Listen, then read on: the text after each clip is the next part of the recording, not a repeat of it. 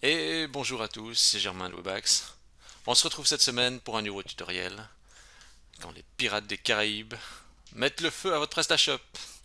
Et oui, on va voir comment éviter de se faire hacker et prendre les mesures pour éviter ça, voire même comment déhacker le site dans certains cas où une intrusion aurait été faite. Mais avant tout, vous avez vu, autre décor, nouveau changement. À présent, je travaille depuis un container.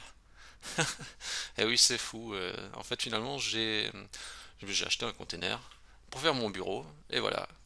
Et avant, je louais un bureau dans mon village. Et finalement, je me suis dit, je me suis arrangé pour pouvoir poser un container dans une zone de campagne. Je vais vous montrer quand même, comme ça vous allez voir. C'est encore un peu un chantier, hein, mais hop. Alors, vous voyez, ouais, c'est assez, euh, c'est assez compact, hein, mais ouais, je sais pas si j'arrive bien à vous montrer ça. Voilà. Bon, il faut que j'optimise un petit peu tout ça, puis que je décore un petit peu, mais l'essentiel est là. Et puis si vous regardez par la fenêtre, est-ce qu'on voit quelque chose par la fenêtre? Ouais, c'est un peu court le câble, hein. Bah, c'est la nature dehors, hein. Donc, c'est super. C'est quelque chose qui me correspond assez bien. Et ce que je voudrais vous dire par là, c'est que, en fait, pour gagner aussi, pour pouvoir être plus rentable, regardez aussi vos dépenses et essayez de les limiter. Par exemple, en faisant ce choix, bon, j'aurais pu travailler depuis chez moi, mais je préfère travailler à l'extérieur. Mais en faisant ce choix, bah, c'est un investissement très modéré. Et, euh, et voilà. Après, on est casé à vie. Voilà. J'aurais pu le faire dans un camping-car, etc. Ça m'a traversé l'idée. Mais finalement, non. Je me suis dit, allez, un truc un peu fixe quand même. Bon, sur ce, suite. Euh, Quand on se fait hacker, on pense toujours à ça trop tard en fait, hein. Donc c'est ça le problème. Euh, donc le truc c'est qu'il faut éviter d'attendre qu'on se fasse vraiment hacker pour se dire ah j'aurais dû penser à la sécurité, etc. Euh, Personnellement, j'ai jamais vu un PrestaShop à 100% mort, mais ça coûte de remettre en route. Faut faire appel à un expert qui débug le truc, etc., qui corrige. Puis en plus de ça, il y a toujours le risque d'avoir encore des failles dans le PrestaShop qu'on n'a pas vu et qui perdurent dans le temps. Donc il faut absolument éviter ça. Euh, En ce moment, justement, il y a une nouvelle vague d'attaques sur PrestaShop. On va voir comment s'en prémunir. J'ai déjà dû intervenir chez de multiples cas de sites e-commerce pour ça et je vais vous donner un peu ma stratégie pour remettre tout ça en état. Le but des hackers, c'est souvent de récupérer les données de vos clients, les données de votre back-office, d'utiliser ces informations à long terme.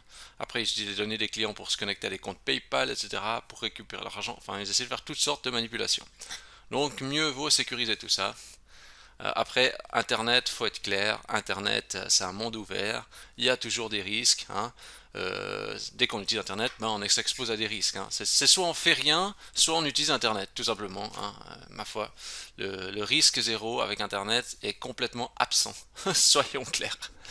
Euh, qu'est-ce que j'ai envie de dire? Ah oui, bah oui, quand un shop est hacké, eh bien c'est stressant. On est tous excités parce qu'on ne peut plus encaisser des paiements, etc. Donc, si on peut éviter ça, épargnez-vous ça avec des fois quelques petits checks. Vous pouvez être beaucoup plus tranquille. Euh, je crois que tout est dit, hein, on va pas s'éterniser plus longtemps. C'est parti, on y va, on va voir ce qu'on peut faire pour justement lutter contre ces fameux pirates qui veulent votre peau. Voilà, c'est parti, on y va. Première chose que vous devez faire, c'est changer l'accès FTP. Alors, comme je sais que beaucoup de Français regardent ces vidéos, je vais mettre changer accès FTP OVH parce que un des hébergeurs qui est le plus souvent utilisé en France c'est OVH. Donc vous recherchez ça, si vous ne savez pas comment faire, vous allez là-dessus, vous cherchez modifier mot de passe OVH, etc. Donc mot de passe FTP OVH et vous changez tous les accès, le mot de passe de tous les accès FTP. Même si vous n'êtes pas encore hacké, vous pouvez déjà le faire maintenant, de manière à vous prémunir, parce que plus le mot de passe est vieux, plus il y a de chances qu'il y ait une intrusion par là. Moi, ce que je fais aussi, c'est que j'ai vu des cas comme j'ai dû hacker des sites Vous voyez en fait, par exemple, des fois j'ai vu des intrusions tellement malveillantes. Par exemple, vous voyez ici, j'ai mon dossier qui s'appelle PrestaShop 176, 1767 tuto. Eh bien, en fait, ce que je fais des fois, c'est que je déplace le répertoire. Alors, plus malin encore, en gros, je laisse ce répertoire-là sur le FTP, je le vide complètement, comme ça, et même en fait, je laisse, je vais juste faire comme ça, hein. Je vais juste montrer le principe, hein. Bon, c'est un petit peu embêtant parce que j'ai déjà ouvert ça dans un projet. Bon. Ce que j'ai fait avec certains, parce que des fois le virus il est tellement intrusif, eh ben j'ai juste fait ça. Je sais pas si j'arrive à déplacer comme ça, ou si ça va perturber le truc. Hop, voilà. En fait, ce que je vais faire, c'est que en gros, je sais pas si je vais réussir à transférer parce que là il y avait plein de fichiers. J'aurais peut-être pas dû le faire pour le démontrer, mais en gros, je laisse dans mon répertoire PrestaShop que ces deux fichiers. En plus, c'est même pas les bons. Je vais annuler ce que je viens de faire. J'ai mal sélectionné. Euh, Je voulais prendre en fait, je voulais laisser juste le htaccess et le index.php. Oui, il est en train d'annuler. Donc je reprends en fait. Donc en fait, je laisse juste le index.php et le htaccess. Et puis comme ça, des fois, le malware qui s'est introduit, bah, il essaie continuellement de. Il est bloqué dans ce répertoire. En fait, il reste là-dedans. Et en fait, ce que je fais, c'est sur l'hébergement, je crée un nouveau site dans lequel je vais déplacer mon PrestaShop. Alors là, il faut voir comment, hein. J'ai bien parce que par exemple, si je prends le cas chez Infomaniac en Suisse, c'est assez facile en fait. En gros, on délie un site et puis après, on crée un nouveau site. Par exemple, je sais pas, dans slash htdocs ps par exemple, ou slash htdoc pas PrestaShop, et euh, je déplace les dossiers, le fichier là-dedans. En fait, ce qu'il y a, je me suis aperçu, c'est que des fois, le malware, l'intrusion, se sert du répertoire, enfin de l'emplacement exact où il se trouve, et quand on le déplace, ah ben, il perd ouais, il perd son fonctionnement. Enfin, bref, je vais quand même vous montrer ça parce que j'ai utilisé cette méthode, le fait de déplacer le site PrestaShop dans un autre dossier de l'hébergement FTP, un autre dossier racine, eh bien, ça permet de, euh, de, de complexifier parce que le répertoire change et parfois justement le virus ne comprend plus parce que le dossier a changé. Voilà, je vais juste quand même vous mentionner ça. Qu'est-ce que je voulais vous dire? Ah oui, modifier l'accès à la base de données. Oula, qu'est-ce que je viens de faire? Sans j'ai fait plein de manips, c'est pas grave. Alors, nouveau OVH, modifier accès base de données. On commence par les basiques, hein. C'est peut-être des choses qui sont connues, mais on va commencer par ça. Modifier l'accès à la base de données, là vous avez les explications, hein, comment changer un mot de passe chez OVH. Et ensuite, ce qu'on fait, c'est qu'on va... ce que moi je conseille de faire, c'est de créer un nouvel utilisateur. Vous ne créez pas une nouvelle base de données, juste un nouvel utilisateur auquel vous assignez les droits à votre base de données. Ça veut dire que si on va regarder dans notre PrestaShop sous app config paramètres.php, voilà. Vous voyez ici on a le user, c'est root. Bon bah c'est normal, c'est local. C'est en local. Je sais pas, chez vous par exemple c'est user de la DB, voilà. Avec le mot de passe, je sais pas, voilà. Bah, ce que vous faites en fait vous, c'est comme vous créez, quand vous avez créé votre nouvel utilisateur chez OVH, après vous mettez le new user, voilà, et le nouveau mot de passe. Vous n'avez pas besoin de changer la base de données, hein. La base de données, vous pouvez laisser la même. Par contre, ce qu'il faut faire, c'est que l'ancien utilisateur, par exemple root, eh bien, vous lui enlevez l'accès à cette base de données. Pourquoi on lui enlève juste l'accès, on ne le supprime pas? Parce que des fois, je dirais des utilisateurs de bases de données qui utilisent plusieurs bases de données. Donc si vous le supprimez, vous allez avoir des plantages sur d'autres sites. Donc ça, c'est quelque chose que je fais aussi quand je crée un nouvel utilisateur, j'assigne à cette base de données, et puis je retire l'accès à la base de données courante pour l'utilisateur existant. Voilà. Une fois que c'est fait ça, ce que je vous conseille, très important, c'est dans votre dossier, si vous avez mis des répertoires de dev, euh, des répertoires de dev PS, des dossiers du style PS1, V1, etc. Enlevez tous ces dossiers. Ne laissez pas ça là-dedans. Parce que ce qu'il faut comprendre, c'est que plus vous avez des anciennes versions de PrestaShop stockées dans votre hébergement, plus il y a des possibilités d'intrusion. Vous multipliez les points d'entrée. Donc ne laissez pas des versions de PrestaShop, des sous-versions ou des versions de dev dans votre environnement de production. Vous avez des risques d'intrusion, donc supprimez vraiment tout ça. Ça c'est vraiment important. Alors, où se fait souvent l'intrusion actuellement dans PrestaShop, c'est par le biais des modules. Les modules, c'est un vrai problème.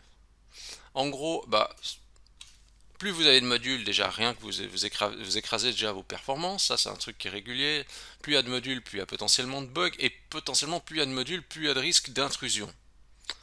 Ce que je vous conseille, c'est... alors, je vais juste me connecter déjà à... Voilà, donc je vous ai épargné la phase de connexion. Donc ce que je vous conseille en fait, c'est dans les modules, de clairement faire un nettoyage. Ça veut dire que vous devez déjà... Première chose, c'est on va aller peut-être dans le module manager. S'il veut bien se charger. Parce qu'on dirait qu'il mouline un peu. Voilà. Alors, état des modules. Alors, on va voir les modules qui sont désactivés. Ici, il n'y en a pas. Mais très fréquemment, je veux dire, il peut y avoir des modules qui sont désactivés. Juste le faire, par exemple. Je sais pas.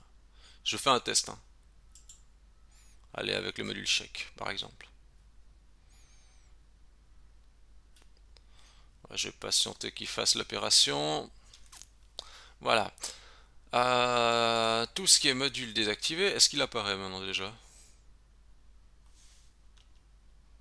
Il apparaît pas. Est-ce que je sais pas si j'ai pas fait un refresh peut-être? Peut-être que c'est pas dynamique là. Pas trop hein. Recharger la page c'est bizarre, hein, c'est un peu lent. Si c'est à cause que j'ai une version de PHP un peu vieille. Hein. Faudrait que je réactualise ça, mais si je dois faire des changements dans mon WAMP. Est-ce qu'on change la version de PHP ou pas?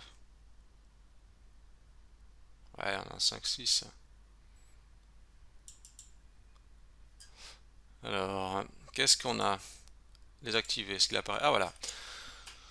Regardez les modules désactivés. S'ils sont désactivés, ça veut dire que logiquement vous ne les utilisez pas. Alors, plutôt que de les laisser désactivés, parce qu'ils sont sur le disque, hein, donc je dirais là concrètement, vous voyez, si il y a le module check, hein, je sais pas où il est, comment il s'appelle, ce module PS check payment. Vous voyez, le fichier, le dossier est là, mais concrètement il peut représenter une intrusion. Donc, s'ils sont désactivés, autant alors dire bon ben, je le désinstalle, je désinstalle le module, voilà, et ensuite, très important, bon déjà juste désinstaller pour que justement les fichiers, enfin, la configuration du site soit nettoyée. Et puis ensuite, on va procéder à la suppression du module. Vous avez deux choix, hein. Soit vous allez par le FTP et vous supprimez le dossier du module concerné, ou soit on va le faire depuis le back-office.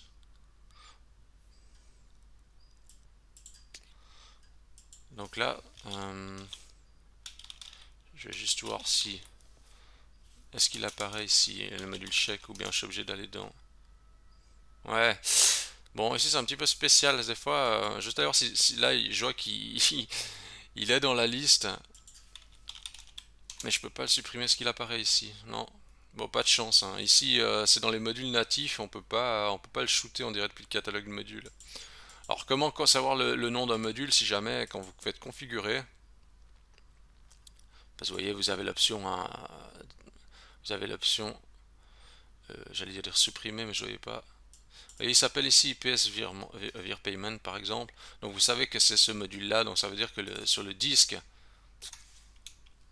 vous savez en fait que sur le disque, c'est ce dossier-là qu'il faut supprimer, quoi. Bon là, en revanche, c'était le module PS Check Payment. On peut le shooter. Mais pour les autres modules, vous pouvez bien sûr, vous pouvez aussi forcément faire vous pouvez faire la désinstallation comme ça en faisant désinstaller. Donc je vous invite à désinstaller tout ce que vous n'utilisez pas. Je pense que vous avez compris le principe. Autre chose que je vous conseille aussi, c'est de regarder dans vos dossiers modules. Alors je vais juste peut-être vous montrer la liste, vous ferez une capture d'écran hein, si jamais. Hop. Regardez ces modules-là peuvent présenter vraiment une faille de sécurité dont je vais vous dire ceux qui sont vraiment sensibles. Il y a lui, il y a lui, et puis lui aussi. Bon, en fait tous, ils sont tous, on va dire, un peu sensibles à l'intrusion. Mais je dirais que celui-là, le Explorer Pro, faut supprimer. Sample Data installe aussi. Color Picture, éventuellement faire une mise à jour. Gamification, supprimer, c'est le truc de PrestaShop qui ralentit le back-office. Module facette, ben ça vous mettez à jour éventuellement. Puis si vous n'avez pas besoin, ben, vous enlevez. Module panier abandonné, bah, vous faites une mise à jour. Auto-upgrade, vous n'avez pas besoin de supprimer. Pest checkout pour voir si vous avez besoin ou pas. Si vous n'avez pas besoin, vous supprimez. Ou alors vous faites la mise à jour. Mais je dirais, ça, faut supprimer. Le Explorer Pro, Sample Data, vous supprimez. Gamification, vous supprimez. Auto-upgrade, vous supprimez. Quoi. Alors vous recherchez dans votre disque hein, sur le FTP, vous regardez, est-ce que vous trouvez Explorer Pro? Bah non, je trouve pas. Est-ce que je trouve gamification? Ah oui, bah il est là. Allez, je le shoot. A plus. Voilà. En fait, ça ferme des intrusions potentielles, quoi. En plus, c'est des modules que... Je regarde juste, par exemple, est-ce qu'il y a le module auto-upgrade? Auto-upgrade. Ah, il est pas là. Étonnant, sur beaucoup de sites, il est. Il est pas là, bah tant mieux. Bref, vous faites la suppression de ces modules listés ici, donc je conseille enfin, j'ai déjà dit avant la suppression de ceux que je conseillais et ceux que je conseille de mettre à jour, quoi. Vous avez les infos. Ensuite, dans votre dossier module, si vous avez des modules du genre truc ou genre hold, archive, enfin, etc., enlevez tous ces dossiers. Parce que vous voyez, en fait, les noms, ils sont assez explicites. Vous voyez quand il y a un nom qui est un peu bizarre ou si il y a des underscores comme ça c'est des vieux trucs qui traînent. Faut enlever parce que ça fait toujours des intrusions potentielles. Voilà. Ensuite, ce que je vous conseille, c'est de faire un check, de voir s'il y a des fichiers du cœur qui ont été modifiés. Regardez dans la partie paramètres avancés informations. Là sont listés en fait les fichiers qui ont été modifiés euh, par rapport au cœur de PrestaShop. En fait, il y en a ici, vous voyez, ça va charger liste de vérification de fichiers.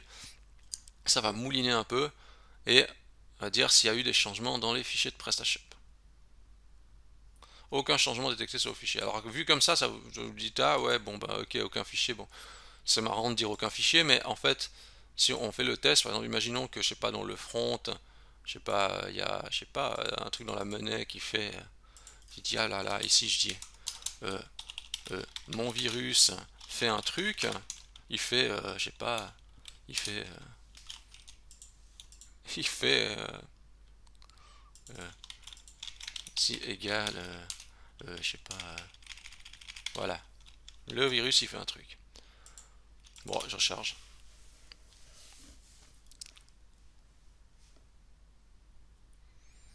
Là, j'ai juste ajouté une ligne de code un peu intrusive comme ça. Je vais voir s'il la détecte.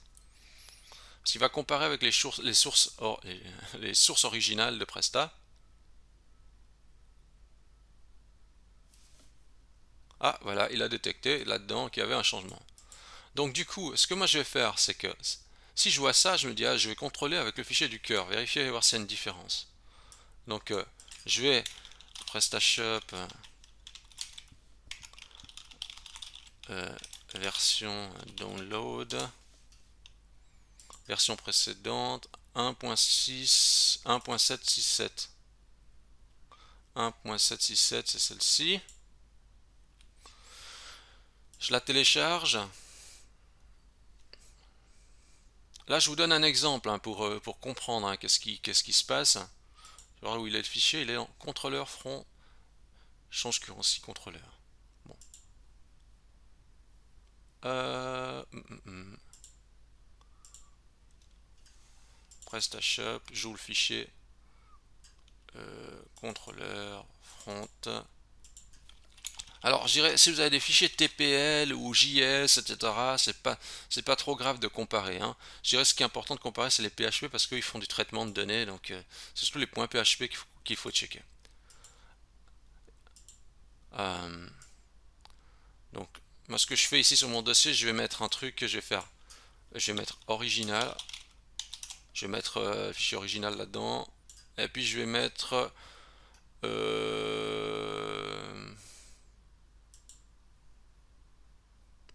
bon, je vais juste prendre mon fichier là et je vais juste l'enregistrer sur le bureau. Hop là, comme ça, je le mets avec l'autre. Voilà. Ok. Ensuite, je vais utiliser justement un outil qui s'appelle WinMerge. Alors, je vous invite à installer si vous ne l'avez pas. Je prends WinMerge et je mets dedans mon fichier et le fichier original. Et je compare. Et en fait, là, en fait, il va dire la différence où elle se trouve dans les deux fichiers. Et après, c'est à vous d'interpréter. De savoir si c'est le code qui a été mis là est judicieux ou pas.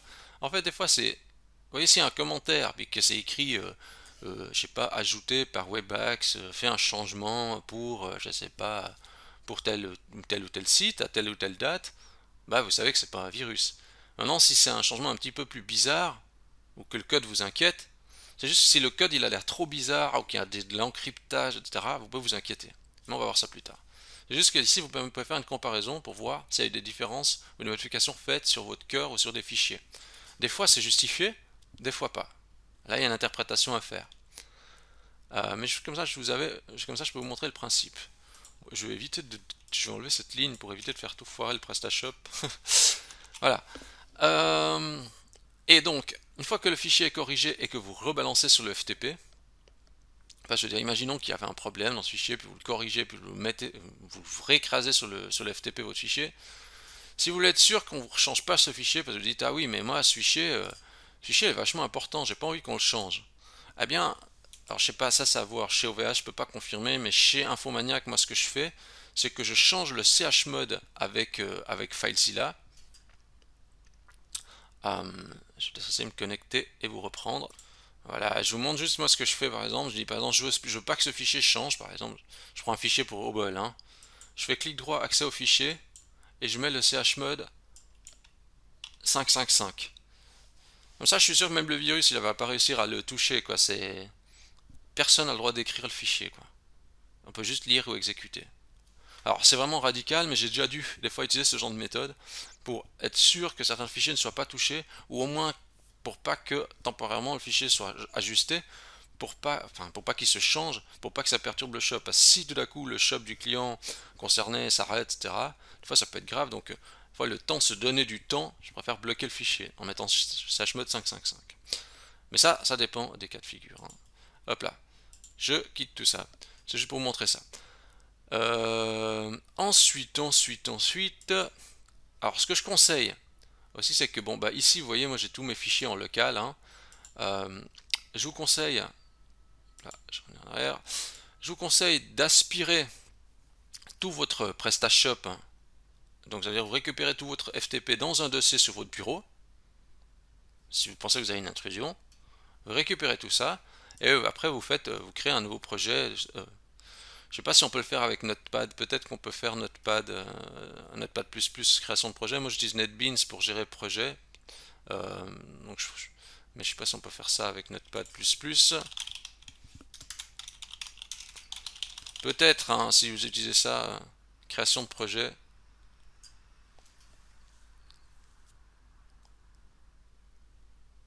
Il y a peut-être quelque chose à faire, hein. Moi, j'ai pas testé. Je vais pas m'aventurer là-dedans. Là, on va perdre trop de temps. Mais en gros, moi, ce que je fais, c'est que je crée un projet donc qui va lire toutes mes sources. Ok. Et ensuite, je vais rechercher des chaînes de caractères. Typiquement, je vais faire dans mon projet un CTRL SHIFT et F pour rechercher dans tout mon projet typiquement le terme, je vais dire Baja. Pourquoi Baja? Alors justement là je prends la faille connue, hein, ce qui est Bajatax, Xamadou, qui fait de l'intrusion. Alors, regardez, il trouve des choses. Il trouve des choses là, mais pour l'instant si on regarde, en fait on voit que ça vient des fichiers XML, etc. Tout a l'air euh, tout a l'air d'être assez normal. Est-ce qu'il a terminé? Oui. Alors on regarde un peu ce qu'il a trouvé. Là je le fais un petit peu vite, hein, mais ouais. Rien d'alarmant. Hein, on voit que c'est que des fichiers JS, etc. Bon, ça a l'air sain. Je vous conseille aussi de rechercher la chaîne de caractères base 64 décode. Pourquoi base 64 décode? Parce que c'est souvent ce qui est utilisé pour les hackers. En fait, base 64 décode permet de donner une chaîne cryptée et il inverse la chaîne cryptée pour exécuter du code. Donc ça veut dire que la chaîne cryptée c'est du code, mais vous ne savez pas ce que c'est et ils vont ensuite l'exécuter.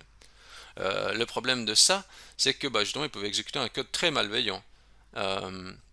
Donc en fait, du base 64 décode, il y en a dans PrestaShop, vous voyez, mais il ne devrait pas y en avoir n'importe où. Ça veut dire qu'il peut y avoir du base 64 décode sale qui exécute du code malveillant. Comment savoir si c'est malveillant ou pas? On va le voir tout de suite, hein. Mais si on regarde par exemple ici, je sais pas, je prends je prends ce fichier là, mais je connais même pas le fichier, hein, mais je regarde. On voit quand même ici, c'est quand même le code a l'air d'être assez logique. On voit que c'est pas même la variable, c'est pas ça, truc bizarre, etc. Non. On voit qu'on est quand même dans un code assez propre, clean et lisible, ce qui est plutôt rassurant. Tout comme si je prends ici, on voit qu'il y a base 64, mais on voit que c'est un objet qui est passé, c'est propre, c'est pas douteux comme code comme il est rédigé. Voilà. Je vous conseille aussi de rechercher sur les chaînes user.ini et php.ini parce que les hackers ont tendance aussi à créer des fichiers user.ini et php.ini. Donc dans le code dans les codes fichiers PHP, ils essayent des fois pas de générer de ce genre de fichiers. À quoi servent les fichiers php.ini? Ils servent à modifier les configurations du serveur, à baisser le niveau de sécurité de votre site. Alors de nouveau, là j'attends qu'il fasse la recherche. Mais vous allez voir après hein, ce que ça donne sur des fichiers vraiment hackés. Là on a... Juste aller voir un petit peu qu'est-ce qu'il nous dit. Alors vous voyez ici on a des mentions de php.ini mais c'est dans des textes, etc. Donc vous voyez ça c'est pas alarmant. Je vais voir si on en a un autre qui est dans un fichier PHP. Là on en a dans un fichier PHP mais on voit que c'est une traduction. Là on n'a pas le fichier PHP, etc. Ouais. Encore un message.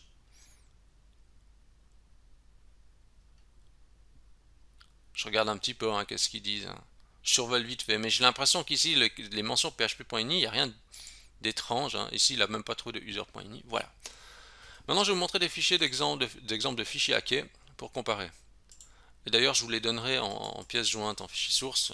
Comme ça, vous aurez un exemple. Je vais prendre par exemple celui-ci, le admin login controller, qui revient très souvent en cette période. Donc si je regarde le Baja que je cherchais tout à l'heure, Baja, ici, vous voyez, ici on a une intrusion typiquement. Et si on regarde un petit peu le code, on voit qu'il y a des trucs quand même bizarres.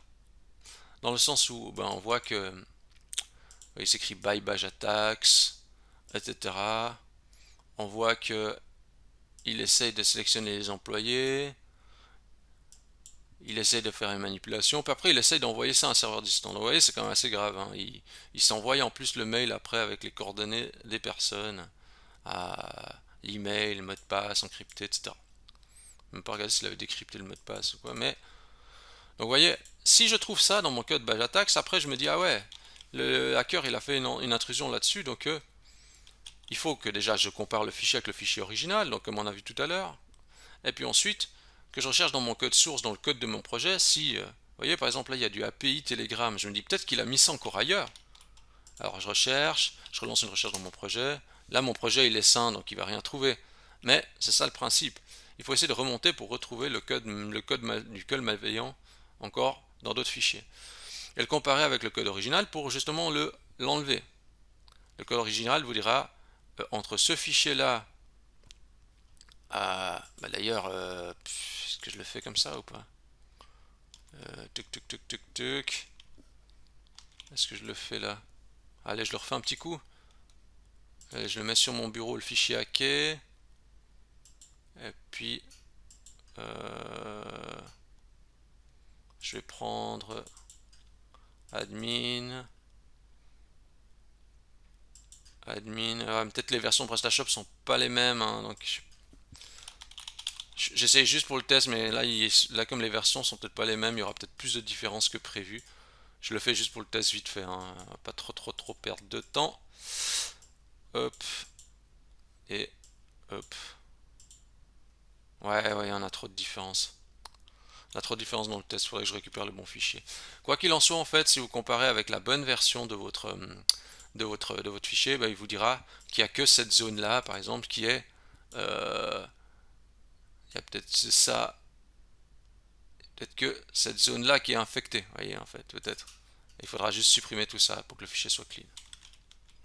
D'ailleurs, même si je recherche Bajattax, vous voyez, il y a encore même un petit bout de code ici, Bajattax, qui fait quelque chose. Voilà, puis là aussi... Vous voyez, donc du coup, c'est mieux de se prémunir sur ce genre de truc, parce qu'après, quand c'est infecté, c'est toujours embêtant.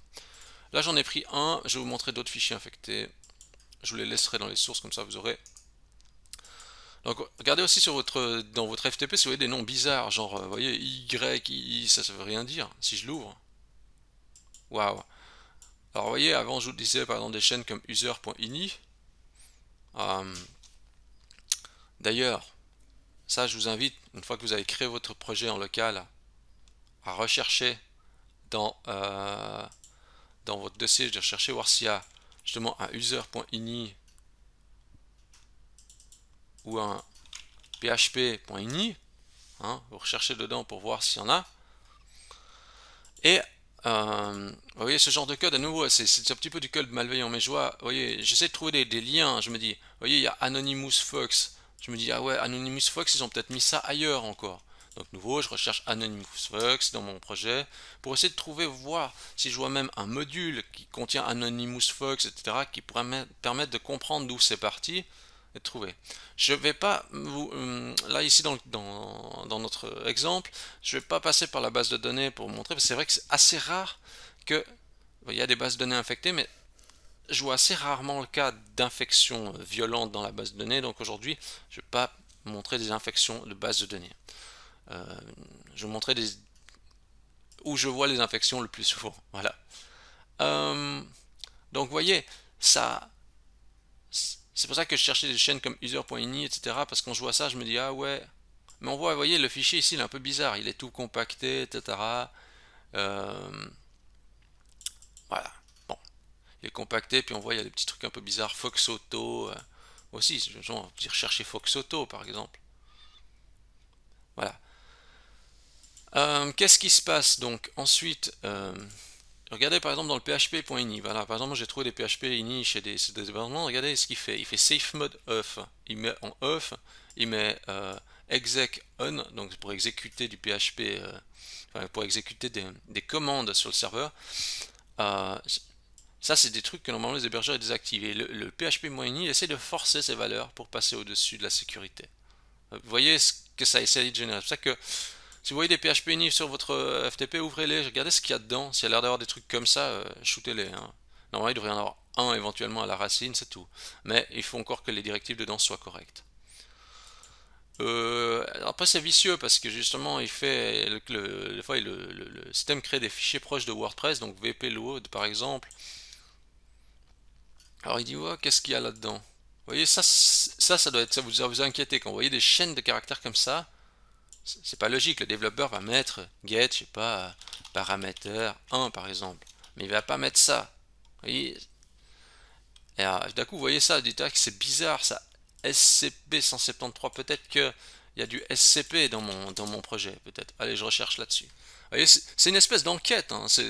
J'allais dire, c'est vous le Derrick. C'est tellement ça. C'est le jeu inspecteur d'Eric en live, quoi, c'est ça. Euh, Et si je prends d'autres fichiers comme justement les plus infectés en ce moment, c'est employé, customer, hôte et admin login controller. C'est ces fichiers-là. Mais j'en ai vu d'autres. J'ai vu aussi des fois sur. J'ouvre un autre fichier. Voyez, là on est sur un autre truc. Ça, on commence à rentrer dans du vicieux là. Parce que vous voyez, c'est hyper intelligent. Ici maintenant, on commence à voir des fonctions, même la fonction n'a plus de nom, le truc est random, etc. Mais il y a toujours une similarité. Vous voyez, ça c'est des fichiers, ça c'est pas normal ça. Mais du coup on peut se dire, bon ben c'est pas très normal, mais est-ce que, bon le fichier s'appelle comment, Bensi, ok, bon, euh, peut-être que je peux rechercher dans mon projet, voir s'il y a une autre chaîne de caractères comme celle-ci. Euh, on essaie de trouver des similarités pour comprendre où est-ce qu'il peut se trouver aussi le fichier. Parce que des fois, en fait, comme c'est un programme, eh ben, il y a des similarités, quoi. C'est pas toujours random. Mais ça c'est déjà plus chaud à trouver, des fois, les causes. Mais voilà. Le truc, c'est de trouver des similarités entre les fichiers. Surtout que des fois, en plus, le script modifie le fichier, modifie la date du fichier. Ça veut dire qu'une fois qu'il a exécuté ces changements dans le fichier, il remet la date originale. Alors du coup, vous voyez même pas que le fichier a été modifié par rapport à sa date. Ça, c'est vraiment vicelard. Vicelard. Ça me fait rire ce mot. Vicelard. Alors, en plus, je sais pas pourquoi je dis vicelard. J'aurais pu dire vicieux. Alors, du coup, ou même, regarde, si je regarde par exemple dans les employés, regardez. Aussi, là, il y a Bajatax, hein, mais vous voyez, il y a quand même des similarités. Mais voyez, mais regardez la différence. Je vais vous montrer. Regardez. Avant, là-dedans, regardez comment il faisait API Telegram, etc. .org.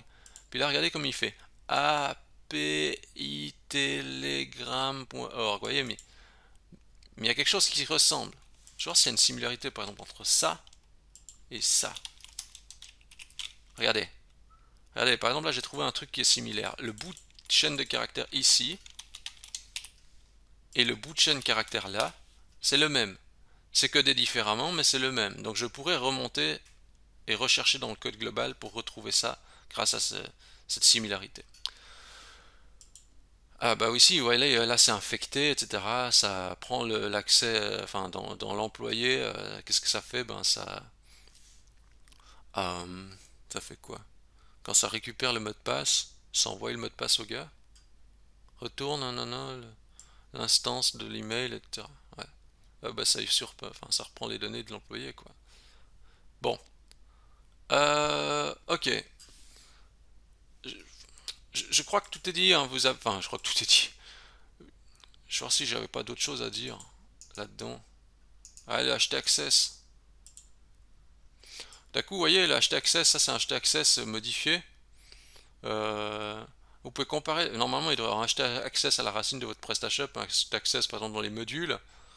Bah, si on regarde justement le HT Access du Presta, vous voyez, il y a toutes ces règles-là. Puis quand le HT Access il est modifié par le virus, bah vous voyez, des fois il est comme ça, quoi. Ou bien dans les modules, vous voyez, le module est, enfin, c'est beaucoup plus simple. Et puis là, d'un coup, on a ce genre de règles. Donc, ça, c'est les fichiers des fois qu'il faut récupérer dans une archive et remettre un fichier sain. Euh, Après, c'est aussi l'expérience. Je sais que moi je dis ça comme ça, mais en fait, c'est peut-être pas aussi facile et aussi pertinent que. Là aussi, vous voyez, ça c'est des trucs, c'est déjà du code pas normal. Et nouveau, il faut refaire une recherche, etc. Il faut inspecter un petit peu, regarder sur internet aussi s'il y a des gens qui ont des même genre de bout de code, etc. Et rechercher vraiment dans le projet global. Donc les fichiers php.ini, comme dit avant, hein, il faut les supprimer. Enfin, vous regardez quand même ce qu'il y a dedans avant de retirer user.ini. Juste voir si c'est justifié ou pas. Est-ce que j'ouvre un dernier fichier?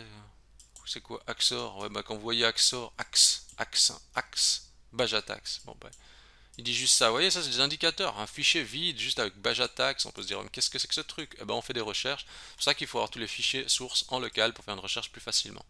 Ou alors, si vous êtes un expert de la recherche avec Linux, etc., en ligne de commande, et que vous arrivez à percer la matrice, vous pouvez aussi le faire comme ça. Euh, alors, ensuite, ce que vous pouvez faire, bien sûr, c'est renommer le dossier admin. Donc, une fois que vous avez fait ces comparaisons, remis les fichiers, etc., ben, vous pouvez renommer le dossier d'administration en un nouveau nom. Hein. Donc, moi, je l'appelle administration pour l'appeler, je sais pas, admin 3422, enfin, comme vous voulez. Ce que je vous conseille aussi, c'est de faire ensuite un petit check de, avec, j'avais proposé un petit tutoriel avec la faille Xamadou, Xamadou, Xamxadoo. Voilà, il y a ce tutoriel là pour corriger la faille 92 ou 92 hein, pour la France, hein, c'est bien ça. Euh, et aussi, vous pouvez aussi regarder ce module. Hop là, vous recherchez le. J'ai mis un point à la fin. Attendez. Ça s'appelle module PHP Unit vérification et suppression. Vous l'installez. Ça fait un petit regarde. Ça regarde juste si c'est clean dedans, etc. Intéressant aussi de coupler ça. Plus vous couplez des trucs de contrôle, mieux c'est. Vous pouvez demander aussi à votre hébergeur de faire un check de la sécurité de votre site, voir s'il n'y a pas des fichiers infectés. Et enfin, vous pouvez changer justement les accès dans les paramètres avancés équipe.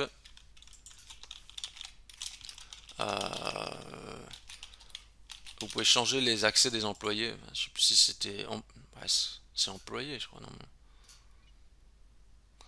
Faut changer les accès. Et bien sûr, je vous conseille, donc, s'il y a des comptes qui sont plus utilisés, vous les supprimez. Ça sert à rien de les laisser. Vous les supprimez. Euh, et puis, vous changez le mot de passe des comptes. Mais ça, vous le faites tout à la fin. Pourquoi vous le faites tout à la fin? Parce que vous voyez ici, avec toutes ces modifications sur la partie admin, login, contrôleur, etc., si vous changez le mot de passe avant, et que vous n'avez pas optimisé le truc pour la partie virus, ben, quand vous allez connecter au back-office, il va peut-être envoyer le mot de passe au hacker, et donc du coup, ben, même si vous avez changé le mot de passe, il va envoyer le nouveau mot de passe au hacker.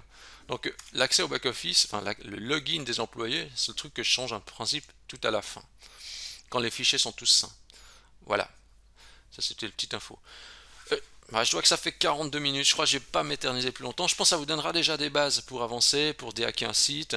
Je sais qu'en pratique, des fois c'est plus compliqué, ça demande aussi un petit peu d'expérience.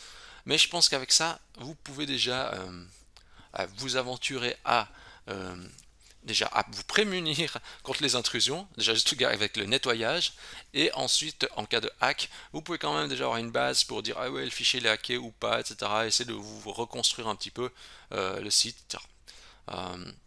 J'ai pas précisé non plus, c'est que quand vous devez remettre en route le site, bien sûr, essayez de mettre le define de votre PrestaShop sous config define.inc.php.